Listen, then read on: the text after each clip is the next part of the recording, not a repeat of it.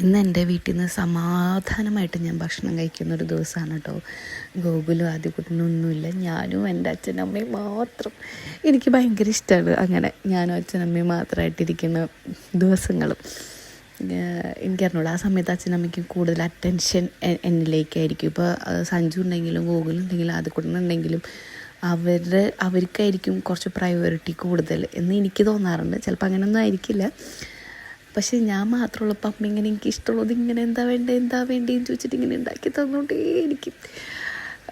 രാവിലത്തെ breakfast വിഷുക്കട്ടയും chicken കറിയും chicken ഫ്രൈയും ആയിരുന്നു കേട്ടോ. തലേ ദിവസം ചിക്കൻ കറി ആയിരുന്നു. അമ്മ പിറ്റേ ദിവസം അടപ്പിലിട്ട് ഒന്നും കൂടി ഒന്ന് റോസ്റ്റാക്കി എടുത്തു. എൻ്റെ പൊന്നി, ഇരുമ്പിൻ്റെ ചീഞ്ചട്ടിയിൽ അടുപ്പിലിട്ട് ഉണ്ടാക്കിയ അതിൻ്റെ സ്വാദുണ്ടല്ലോ.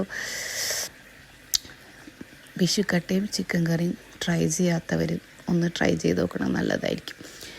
അടിപൊളി ടേസ്റ്റാണ്. എനിക്ക് തോന്നുന്നു മട്ടനും ബീഫൊക്കെ ഇഷ്ടമുള്ളവർക്ക് അതും നല്ലതായിരിക്കും. അമ്മയാണെങ്കിൽ നല്ല കട്ടിയുള്ള തേങ്ങാപ്പാൽ ഉപയോഗിച്ചിട്ടാണ് കേട്ടോ ഈ വിഷുക്കട്ട ഉണ്ടാക്കുക. അതുകൊണ്ട് തന്നെ ഭയങ്കര സ്വാദാണ് ഈ വിഷുക്കട്ട.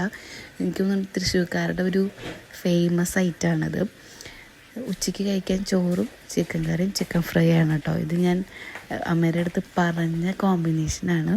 ഹോസ്റ്റലിൽ പോയ പിന്നെയാണ് കേട്ടോ അമ്മയുടെ കൈപ്പുണ്യത്തിൻ്റെ രുചി ഞാൻ മനസ്സിലാക്കിയത്. ഇപ്പോഴും ഞാൻ മിസ് ചെയ്യുന്നതും അതുതന്നെയാണ്. അമ്മ ഉണ്ടാക്കുന്ന ഫുഡ് അത് എന്നും ഒരു വികാരമാണ്.